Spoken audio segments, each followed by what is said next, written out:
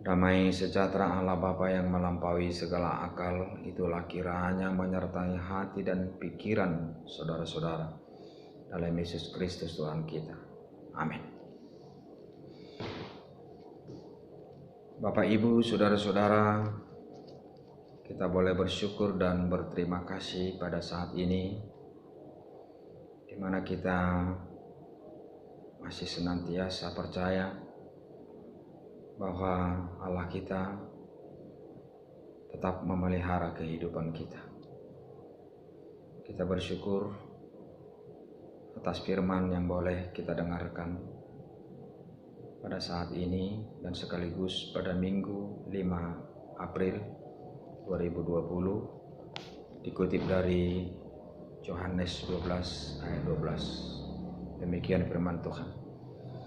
Keesokan harinya ketika orang banyak yang datang merayakan pesta mendengar bahwa Yesus sedang di tengah jalan menuju Yerusalem, mereka mengambil daun-daun palem dan pergi menyongsong Dia sambil berseru-seru, Hosanna. Diberkatilah Dia yang datang dalam nama Tuhan Raja Israel. Yesus menemukan seekor keledai muda, lalu Ia naik ke atasnya seperti ada tertulis, Jangan takut, hai putri Sion, lihatlah rajamu datang duduk di atas seekor anak keledai. Mula-mula murid-murid Yesus tidak mengerti akan hal itu, tetapi sesudah Yesus dimuliakan, teringatlah mereka bahwa nas itu mengenai Dia dan bahwa mereka telah melakukannya juga untuk Dia. Orang banyak yang bersama-sama dengan Dia ketika Ia memanggil Lazarus keluar dari kubur dan membangkitkannya dari antara orang mati, memberi kesaksian tentang Dia. Sebab itu orang banyak itu pergi menyongsong Dia karena mereka mendengar bahwa Ia yang membuat mujizat itu. Maka kata orang-orang Farisi seorang kepada yang lain, kamu lihat sendiri bahwa kamu sama sekali tidak berhasil, lihatlah seluruh dunia datang mengikuti Dia. Demikian firman Tuhan. Bapak, Ibu, saudara-saudara, kita tidak bisa mengungkiri apapun yang terjadi di dalam lingkungan kehidupan kita, itu sangatlah mempengaruhi keberadaan spiritualitas kita. Demikian yang terjadi dalam nats ini. Bangsa Israel sedang menghadapi keterjepitan. Mereka tidak memiliki kebebasan. Mereka menjadi bangsa seperti sapi perahan yang senantiasa dikuasai, diperintah, bahkan ditindas oleh bangsa tertentu, yaitu adalah bangsa Romawi. Dalam kondisi demikian, Yesus hadir dan Yesus melakukan berbagai hal dalam proses keberlangsungan hidup mereka. Salah satu pekerjaan yang sangat luar biasa yang telah Yesus lakukan adalah ketika Yesus membangkitkan Lazarus yang telah mati selama 4 hari dari antara orang mati. Pengaruh dari pekerjaan besar ini, tanda mujizat ini, kepada proses keberlangsungan perkembangan psikologis kemanusiaan dan psikologis spiritualitas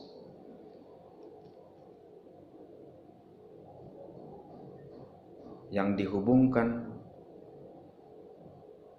kepada Yesus, dihubungkan kepada tanda mujizat itu sendiri,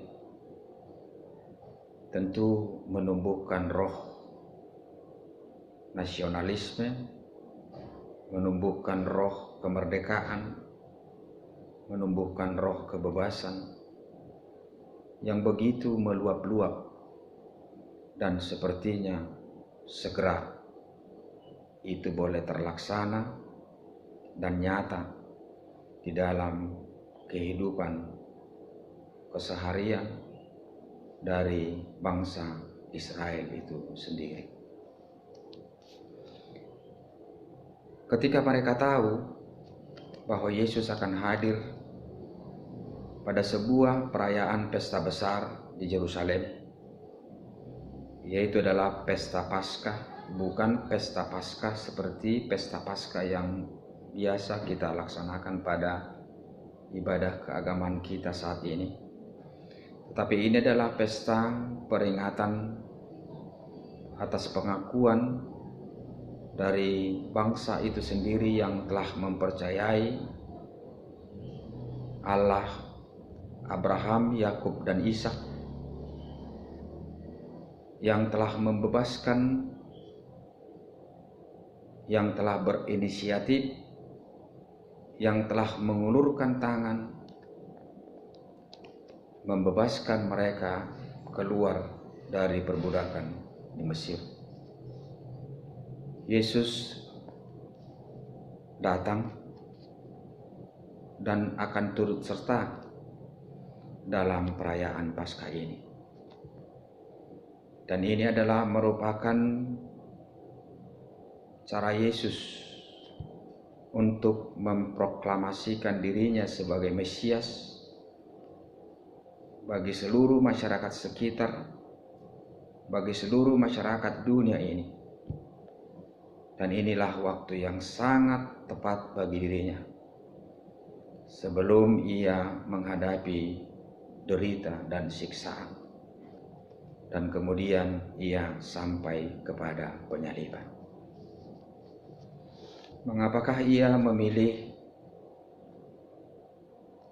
pesta besar peringatan keagamaan ini untuk memproklamasikan dirinya dan tepat pada suasana Paskah?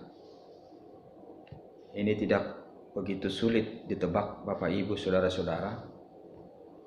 Sebenarnya Yesuslah yang menjadi anak domba Allah. Yesuslah anak Allah, juru selamat yang sempurna untuk menyelamatkan manusia dari seluruh dosa dan pelanggaran. Yesus hendak mengatakan kepada seluruh bangsa Israel yang mengadakan perayaan peringatan Paskah di Yerusalem, sebenarnya akulah keselamatan yang sesungguhnya. Akulah yang kamu rayakan, dan akulah Allah yang senantiasa melindungi dan memberikan keselamatan itu kepada seluruh bangsa, seluruh umat manusia yang ada di tengah-tengah dunia ini. Yang kedua, Bapak Ibu, saudara-saudara, sungguh sangat luar biasa luapan pengharapan. Ketika khayalak ramai dari berbagai pola pemikiran yang bergabung di dalam proses keberlangsungan pesta. Mengapa saya menyebutkan demikian, Bapak Ibu, saudara-saudara? Tentu dari antara orang yang hadir di tengah-tengah perayaan Paskah ini ada yang murni hanya untuk mengikuti Paskah. Tetapi ada juga orang-orang tertentu yang telah melihat secara langsung bagaimana Yesus membangkitkan Lazarus. Dan yang ketiga, tentu ada orang-orang tertentu yang ingin tahu atau telah mendengar berita tentang Yesus. Dan yang keempat, bisa saja orang hanya sekedar datang dalam proses pelaksanaan pesta tersebut dan dia tidak tahu apa makna Paskah yang sesungguhnya atau apa makna kehadiran Yesus yang sesungguhnya. Bapak Ibu, saudara-saudara, kita lihat semangat dan luapan pengharapan ketika mereka tahu Yesus telah di perjalanan, mereka bersiap untuk menyambut, bahkan menyongsong kedatangan Yesus. Lalu mereka mengambil daun-daun palem. Apakah yang dimaksud dengan daun palem, Bapak Ibu Saudara-saudara? Daun palem adalah lambang dari pengharapan akan kebebasan. Daun palem adalah penunjukan dari kerinduan akan kebebasan. Daun palem adalah luapan dari semangat ketika seorang raja kembali dari sebuah peperangan dan memberitakan sebuah kemenangan bagi masyarakat yang dia pimpin. Lalu seluruh orang-orang yang hadir di tengah-tengah pesta Paskah tersebut menyerukan Hosana, Hosana, Hosana. Apakah yang disebut dengan Hosana, Bapak Ibu Saudara-saudara? Hosana artinya adalah tolong berikan kami kebebasan hari ini. Tolong berikan kami pemimpin yang mampu memimpin kami untuk menerima kebebasan ke depan. Tolong berikan kami damai sejahtera. Tolong berikan kami kehidupan yang lebih baik ke depan. Ketika Yesus sampai ke lokasi perayaan Paskah, alangkah terkejutnya Bapak Ibu Saudara-saudara, jemaat yang menyaksikan, masyarakat yang menyaksikan, orang-orang percaya yang menyaksikan, ketika Yesus duduk di atas seekor keledai. Di atas seekor keledai muda. Dan keledai ini adalah merupakan keledai pinjaman yang tidak memiliki pelenan. Ada yang menyebutkan ini adalah merupakan keidentikan daripada misi kedatangan Yesus kepada kemiskinan dan kepada kerendahan hati. Yesus duduk di atas anak keledai. Dalam kitab Injil ada dua versi dalam hal penulisan daripada keledai ini. Ada yang menyebutkan dua keledai, ada yang menyebutkan satu keledai. Ada yang memberikan gambaran penafsiran secara alegoris bahwa kedua keledai tersebut adalah bersama-sama dengan Yesus. Tetapi yang dia tunggangi adalah anak keledai muda. Induk keledai biasanya memiliki tali, dan ini adalah merupakan lambang dari keberadaan orang Israel yang memiliki keterikatan kepada Allah yang telah memilih mereka sebagai umatnya, yaitu mereka harus menjadi bangsa yang tunduk dan patuh kepada hukum Taurat. Di lain pihak ada yang mengatakan bahwa keledai yang satu lagi adalah anak keledai yang tidak memiliki tali atau keledai yang tidak memiliki keterikatan tertentu, dan ini penggambaran diidentikan kepada bangsa-bangsa tertentu yang tidak memiliki hukum Taurat atau tidak memiliki keterikatan dengan hukum Taurat itu sendiri. Dengan demikian mereka menyimpulkan, Bapak Ibu Saudara-saudara, kedua keledai ini adalah gambaran dari keuniversalan keberadaan Kristus sebagai juru selamat dunia kepada orang yang mengenal hukum Taurat dan kepada orang yang tidak mengenal hukum Taurat. kepada bangsa Yahudi dan juga kepada non-bangsa Yahudi. Dan Yesus Kristus bertanggung jawab untuk keselamatan dari kedua versi pemahaman tersebut. Atau Yesus Kristus bertanggung jawab untuk keselamatan seluruh umat manusia di tengah-tengah dunia ini. Jemaat yang dikasihi Tuhan, kita tidak bisa mengungkiri bahwa keledai umumnya diidentikan dengan pemahaman yang bersifat negatif.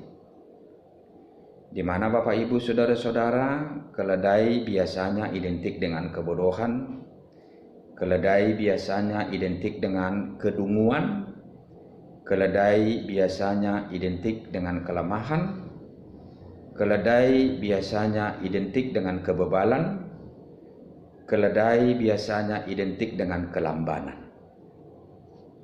Walaupun Bapak Ibu Saudara-saudara, nantinya kita harus membahas lebih dalam apakah memang benar keberadaan keledai itu sendiri hanya boleh kita terima dari segi keidentikan uraian yang sudah kita sebutkan tadi. Memang ada bangsa-bangsa tertentu yang juga mengidentikan arti keledai itu sendiri dengan hal yang bersifat negatif. Contoh, bangsa Persia menyebut keledai itu dengan kata olak. Itu sama artinya dengan orang bodoh, orang dungu, orang bloon.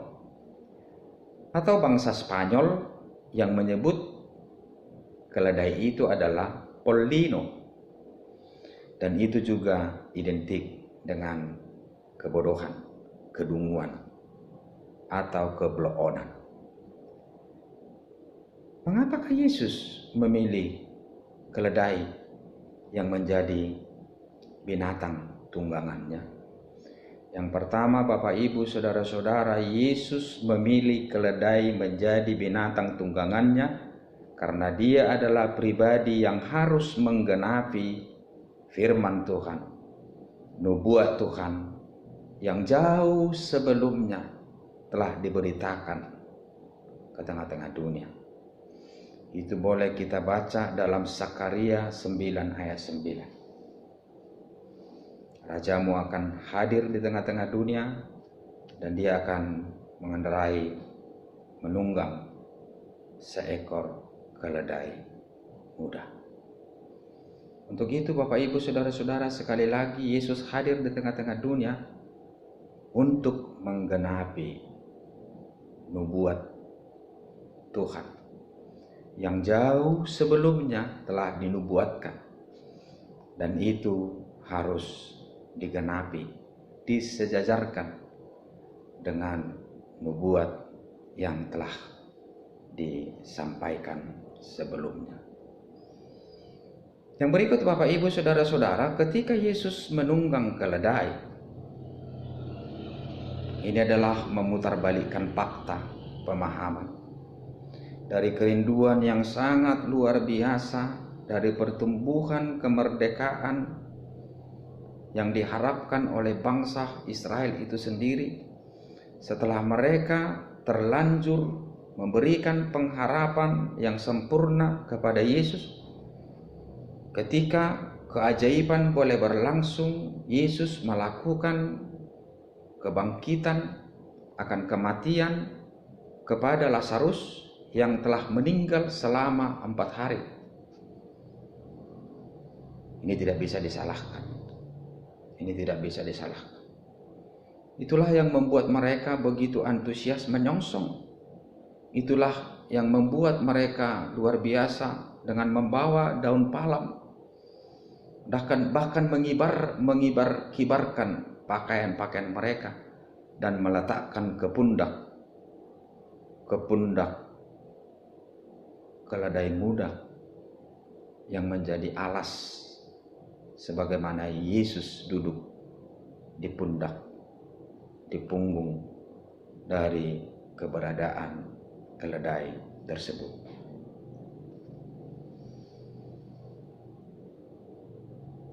Apakah yang terjadi ketika Yesus duduk di atas keledai muda? Konsep dari pemahaman kemanusiaan diporak-porandakan. Pengharapan, rumus, strategi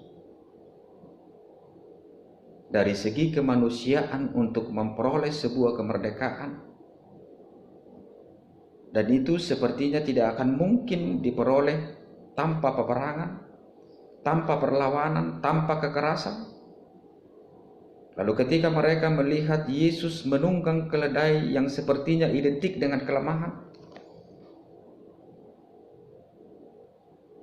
kondisi dan situasi kejiwaan mereka tentu bisa terganggu. Ketika Yesus duduk di atas keledai muda, Yesus hendak mengatakan bahwa kehadiran Yesus di tengah-tengah dunia bukanlah untuk menggenapi konsep pemahaman manusia tentang kedatangan, kehadiran, dan keberlangsungan dari keselamatan itu sendiri. Sebab keselamatan yang bersumber dari Allah bukanlah bersumber dari konsep kemanusiaan. Ini perlu Bapak Ibu Saudara-saudara menjadi peringatan ketika konsep keselamatan diberlangsungkan di tengah-tengah dunia ini, keselamatan yang lain atau figur atau tokoh keselamatan yang lain akan muncul. Untuk itu Bapak Ibu Saudara-saudara, kehadiran Yesus di tengah-tengah dunia sebagai pribadi yang menyelamatkan umat manusia dari dosa, itu adalah menggenapi konsep keallahan, menggenapi konsep pribadi Allah yang berinisiatif untuk menyelamatkan dunia ini. Bapak Ibu Saudara-saudara yang terkasih dalam Yesus Kristus,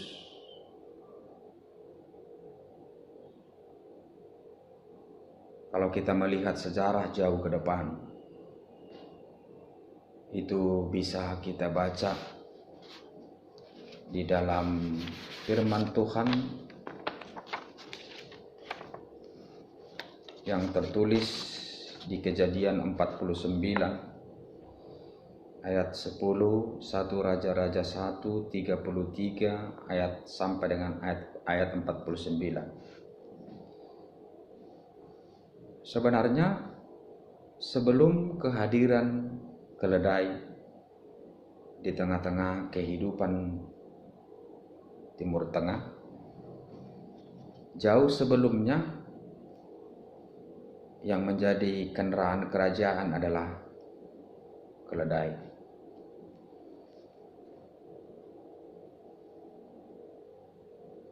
Demikian sebenarnya jauh setelah itu kuda didatangkan dari Afrika ke Timur Tengah. Tapi sebelum kehadiran kuda yang menjadi kendaraan kerajaan Daud, yang menjadi kendaraan kerajaan Salomo adalah keledai. Dan perlu kita ketahui, keledai bukanlah tunggangan yang hina. Di samping tuduhan yang bersifat negatif kepada karakter dari keledai, sebenarnya dia memiliki keistimewaan yang lain. Apakah itu? Keledai itu adalah pribadi yang suka bekerja berat. Dia bukanlah binatang yang identik dengan hal-hal yang ringan, tetapi dia adalah binatang peliharaan yang sangat identik dengan hal-hal yang berat. Kemudian keledai itu sendiri adalah keledai yang tahan beban. Ada yang menyebutkan Bapak Ibu Saudara-saudara, ketika keempat kaki dari seekor keledai masih berdiri tegak, maka seberapa berat pun beban yang dilimpahkan ke atas punggungnya, maka dia akan menghantarkan keberadaan daripada beban itu ke tempat tujuan dengan caranya dan dengan baik. Kemudian keledai memiliki kelebihan lain dibanding dengan binatang yang lain. Keledai mampu meminum air dengan jumlah besar untuk kebutuhan dari tubuhnya sendiri. Tentu dia memiliki sistem proses keberlangsungan pemakaian air untuk tubuhnya sendiri, agar ia walaupun dalam kondisi membawa beban yang sangat berat tidak merasa haus. Untuk itu Bapak Ibu Saudara-saudara, sebenarnya keledai memiliki citra positif dalam pemikiran Israel kuno. Dan saya boleh katakan ketika Yesus memakai keledai menjadi tunggangan dirinya untuk memproklamasikan dirinya sebagai Mesias yang hadir di tengah-tengah dunia, dia hendak memelihara tradisi kuno Israel, bahwa keledai itu adalah lambang dari kemuliaan, kesabaran.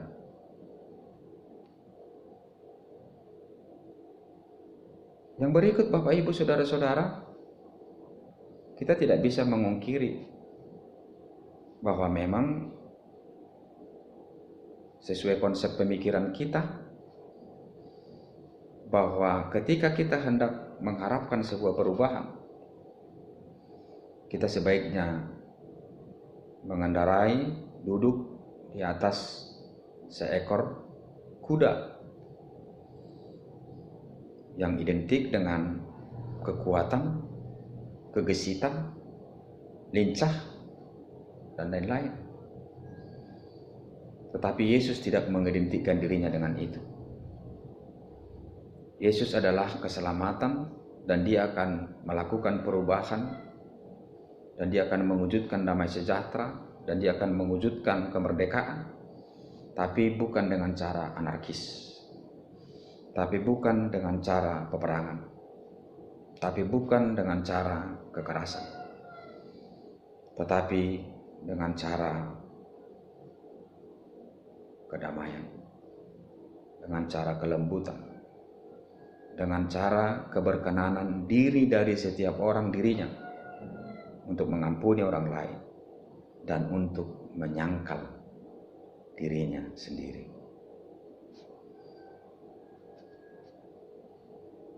Yang berikut Bapak Ibu Saudara-saudara,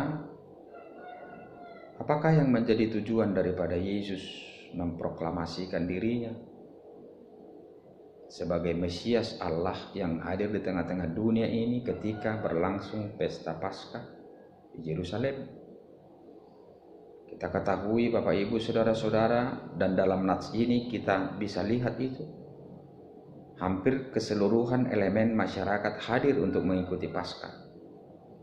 Orang yang percaya terhadap dirinya, orang yang tidak percaya terhadap dirinya, orang yang membenci dirinya, bahkan para murid juga hadir dalam perayaan Paskah tersebut. Yesus juga hendak mengatakan kepada masyarakat banyak atau seluruh umat manusia yang ada di dunia ini, bahwa dia adalah bukanlah pribadi untuk menggenapi ambisius, keakuan, keegoan, permusuhan, roh dari kejahatan, Sebagaimana itu boleh diwakili orang-orang yang berencana hendak membunuh Yesus. Dan ketika dia memperkenankan dirinya hadir di tengah-tengah bangsa Israel yang sedang mengadakan Paskah di Yerusalem, mau tak mau ini lebih menumbuhkan kebencian yang sangat berapi-api kepada dirinya. Dan dia akan segera ditangkap, dan dia tahu waktunya sudah dekat, dan dia akan menghadapi siksaan, dan dia akan sampai kepada salib kematian. Dan dia tidak takut, karena dia tahu, Bapak Ibu Saudara-saudara, dia bukanlah pribadi yang menggenapi kejahatan umat manusia. Dia bukanlah pribadi yang menggenapi roh kebencian. Sebagaimana kita ketahui, setelah Yesus mengadakan tanda mujizat membangkitkan Lazarus dari antara orang mati, kebencian daripada pihak Farisi semakin meluap-luap.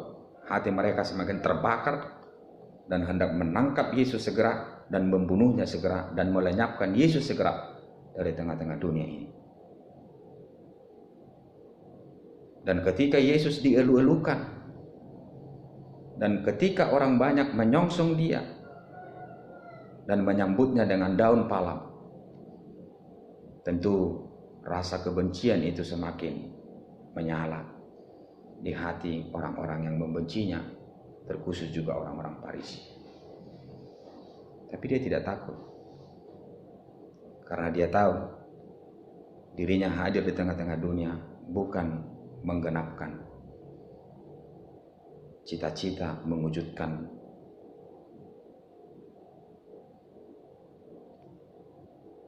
dalam keperwujudan dari kebencian, agar hati orang-orang yang memiliki permusuhan terhadap dirinya senang ketika dia mati. Dia bukanlah pribadi untuk menggenapkan itu, tapi sebaliknya, Bapak Ibu Saudara-saudara, dia adalah pribadi untuk menggenapkan rencana kasih setia Allah untuk manusia di tengah-tengah dunia ini, termasuk kepada orang-orang yang berencana membunuh dirinya, agar ganjaran atas perlakuan yang dia buat terhadap Yesus tidak sampai kepada dirinya. Dan biarlah Yesus menjadi pribadi satu-satunya yang mati di kayu salib untuk penanggulangan ganjaran dari setiap jenis pelanggaran yang diberlangsungkan umat manusia di tengah-tengah dunia ini. Bapak Ibu Saudara-saudara yang terkasih di dalam Yesus Kristus, mari kita renungkan, mari kita terima Mesias kita, Yesus Kristus, yang telah hadir di tengah-tengah dunia, dan kehadirannya bukan untuk menggenapi konsep pemikiran kita, bukan untuk menggenapi konsep pengetahuan yang ada pada diri kita, bagaimanakah kita supaya hidup memiliki kebebasan, kemerdekaan, kenyamanan, ketentraman, keadilan, dan damai sejahtera. Dan dia bukanlah pribadi yang menggenapkan perwujudan dari keakuan, keegoisan, perwujudan daripada kebencian, permusuhan yang begitu besar yang terkadang berlangsung di tengah-tengah dunia ini. Dan perlu kita hati-hati, sebab kita tahu, Bapak Ibu Saudara-saudara, ini adalah awal keberadaan Yesus menuju kepada siksaan. Ditangkap, lalu dia sampai kepada kayu salib. Dalam proses keberlangsungan pesta Paskah ini, seluruh masyarakat yang bersama-sama dengan dia, atau orang-orang yang mengaku percaya kepada dia, mengeluh-elukan, Hosanna, Hosanna, Hosanna. Berikan kami keselamatan hari ini, berikan kami kebebasan hari ini, berikan kami kemerdekaan hari ini. Kami rindu akan Raja yang boleh memimpin kami ke depan. Setelah mereka tahu melalui sikap dan tindakan Yesus, secara tidak langsung mengatakan kepada mereka, saya bukanlah raja yang duduk di atas kuda, yang mengidentikan perubahan dengan cara kemanusiaan, dengan cara-cara konsep kemanusiaan, dengan cara-cara kekerasan, dengan cara-cara kudeta, atau dengan cara-cara peperangan. Tapi saya adalah raja yang diutus oleh Bapa, diutus oleh Allah untuk mewujudkan damai sejahtera di tengah-tengah dunia ini. Dan saya bukanlah raja yang saudara inginkan dari segi politis, tapi saya adalah raja yang diutus oleh Allah yang memimpin saudara supaya saudara menjadi pribadi yang senantiasa setia beriman kepada Bapa. Dan saudara boleh hidup bersukacita di tengah-tengah dunia ini menuju kepada kehidupan yang kekal yang disediakan Allah bagi saudara-saudara yang percaya kepada aku, kepada Yesus sebagai juru selamat dalam kehidupan saudara hidup di tengah-tengah dunia ini. Bapak Ibu saudara-saudara, pada saat ini kita sangat miris, bersedih hati, bahkan terkadang sampai mengarah kepada keputusasaan. Melihat tantangan yang begitu luar biasa, melihat permusuhan yang tidak bisa kita lihat secara kasat mata, dengan kondisi kehidupan yang penuh dengan keraguan. Kita ragu akan keadaan keluarga kita yang kita tidak tahu kondisinya bagaimana di tempat tertentu, anak-anak kita, keluarga kita, istri, suami kita. Di mana yang menjadi musuh kita adalah proses keberlangsungan daripada persekutuan kita. Kita tidak bisa mendekatkan diri kepada orang lain, dan interaksi sosial kita begitu terganggu. Kita tidak bisa beribadah, kita tidak bisa memberlangsungkan acara adat istiadat kita. Kita tidak bisa menemui saudara kita yang lain, bahkan kita tidak bisa menemui anak-anak kita. Anak-anak kita tidak bisa menemui kita. Sangat luar biasa dampak daripada virus wabah COVID-19 ini yang sedang kita alami hari ini. Sangat mengerikan Bapak Ibu saudara-saudara ketika kita tahu anak kita sedang positif mengalami sakit penyakit ini. Kita tidak bisa membesuk, kita tidak bisa menghibur, kita tidak bisa mendampingi, bahkan kita tidak bisa untuk menjamah dirinya. Lalu bagaimanakah kita menuangkan kasih sayang kita? Cukupkah hanya mendoakan dirinya dari kejauhan? Lalu setelah ia meninggalkan dunia ini, kita juga tidak bisa untuk menghantarkannya ke tempat peristirahatan. Dan bahkan mungkin pihak gereja tidak akan mengadakan acara ritual sebagaimana proses keberlangsungan daripada acara pemberakatan jenazah yang biasa kita lakukan. Bahkan yang sangat memilukan Bapak Ibu saudara-saudara, banyak saudara-saudara kita meninggal akibat dari virus ini. Tidak diperkenankan dimakamkan di tempat tertentu. Apakah kondisi ini tidak membuat kita menangis? Dan sepertinya kita tidak mampu untuk berteriak. Dan kondisi ini sepertinya kita membuat diri kita semakin bertanya, di manakah Tuhan? Dan apakah yang sedang terjadi hari ini, apakah Dia memperlakukan ini semua? Apakah Dia tahu tentang ini semua?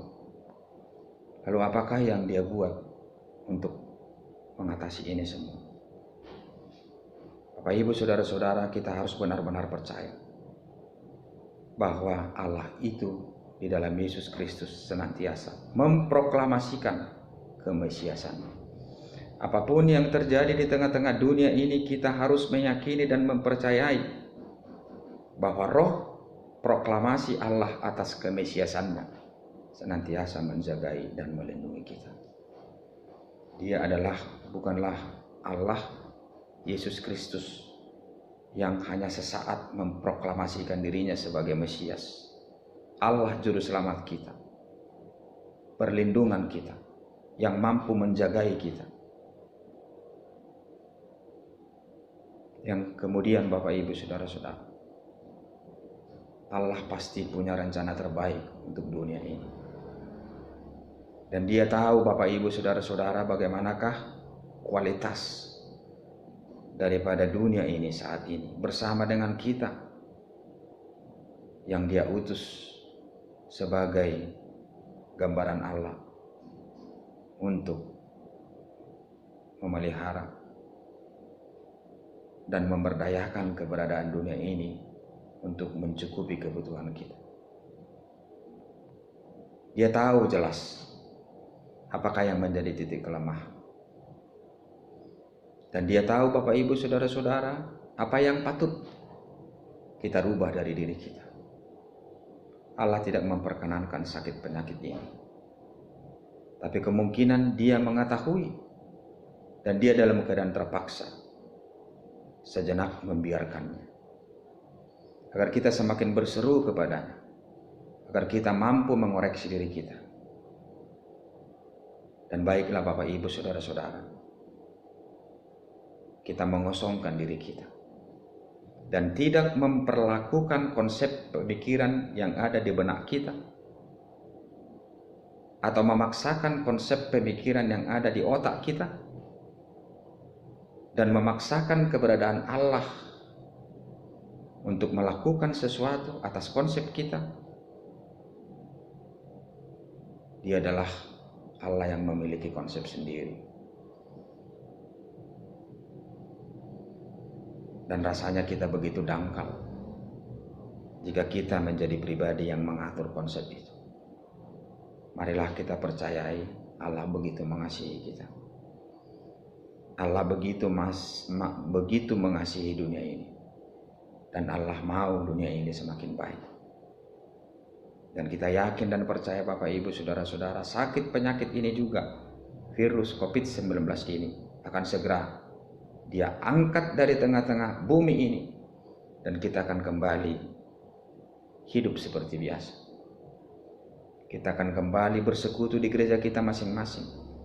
Kita akan kembali berinteraksi, melakukan proses interaksi sosial dengan baik. Dan kita akan kembali ke tempat pekerjaan kita masing-masing seperti biasa. Dan kita akan bersekutu sesama kita satu dengan yang lain. Kiranya khotbah ini lebih mampu menguatkan kita dalam menghadapi keberadaan zaman ini. Dan kita percaya, sungguh-sungguh percaya, Tuhan melindungi dan menjagai kehidupan kita masing-masing. Kita bersatu dalam doa. Bapa Surgawi, Bapa yang baik, Bapa yang kami kenal dalam Yesus Kristus, kami bersyukur Tuhan buat pembekalan firman-Mu pada hari ini. Dan kami bersyukur atas keberadaan diri-Mu sebagai Allah yang telah menjadi manusia, yang telah memproklamasikan diri-Mu sebagai manusia yang juga Allah yang ilahi. Kami menyadari Tuhan bahwa apapun yang terjadi di dalam kehidupan keseharian kami itu bisa mempengaruhi keberadaan spiritualitas kami, bahkan mempengaruhi keberadaan pemahaman kami tentang Engkau. Tapi Engkau adalah Allah yang senantiasa memperbaharui diri kami, supaya kami menjadi hamba yang percaya atas keberkenan-Mu tentang diri kami. Dan biarlah Engkau Tuhan mengubah diri kami setiap saat, supaya atas diri-Mu kami mengenal Engkau dengan sungguh. Dan kami tahu apakah yang telah Engkau proklamasikan untuk kehidupan kami. Biarlah kami Tuhan menjalani hidup kami di tengah-tengah dunia ini, dan kami boleh berharap akan kehidupan yang kekal yang telah Tuhan sediakan bagi kami. Engkau tahu Tuhan apa yang sedang kami alami saat ini, dan kami terkadang hampir putus asa. Melihat keberadaan wabah sakit penyakit yang telah mendunia dan sepertinya memutus hubungan persaudaraan kami, bahkan memutus niat cinta kasih kami kepada orang-orang yang kami kasih, anak-anak kami, saudara-saudara kami yang jauh dekat dari kami. Kami khawatir Tuhan atas kehidupan mereka, atas kehidupan umat manusia di tengah-tengah dunia ini, atas berita setiap saat yang kami terima, di mana-mana begitu cepat orang-orang tertentu meninggalkan dunia ini. Kami tahu Tuhan apa yang menjadi konsep pemikiran untuk memperbaiki dunia ini supaya semakin baik.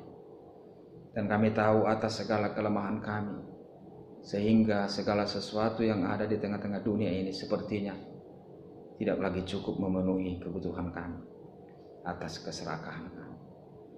Kami mau Tuhan ampuni kami, dan biarlah Engkau pemilik daripada dunia ini memperbaiki keberadaan dunia ini, memperbaiki segala kelemahan kami, sehingga kami menjadi pribadi yang tidak bertanggung jawab atas pengutusan-Mu, pengutusan kami, pengutusan-Mu atas kami ke tengah-tengah dunia ini. Kami mau Tuhan atas belas kasih-Mu, Engkau segera melakukan sesuatu supaya sakit penyakit yang sedang terjadi pada hari ini, biarlah itu secepatnya lenyap dari tengah-tengah dunia ini. Berkati kami Tuhan, berkati juga pemimpin negara kami, agar mereka semakin bijaksana, dan Tuhan boleh memakai mereka menjadi alat-Mu untuk memikirkan dan memutuskan apa yang terbaik, untuk memutus mata rantai wabah sakit penyakit virus COVID-19 yang sedang melanda negara kami dan dunia ini. Dan biarlah kami Tuhan menjadi jemaat-jemaat-Mu yang setia dan berkenan untuk itu, supaya kami menjadi pribadi yang mengambil peran juga, supaya segera keberlangsungan pemusnahan daripada virus itu segera berlangsung dari tengah-tengah negara kami dan dunia ini. Terima kasih Tuhan untuk firman-Mu. Dalam Yesus Kristus kami berdoa dan mengucap syukur. Amin.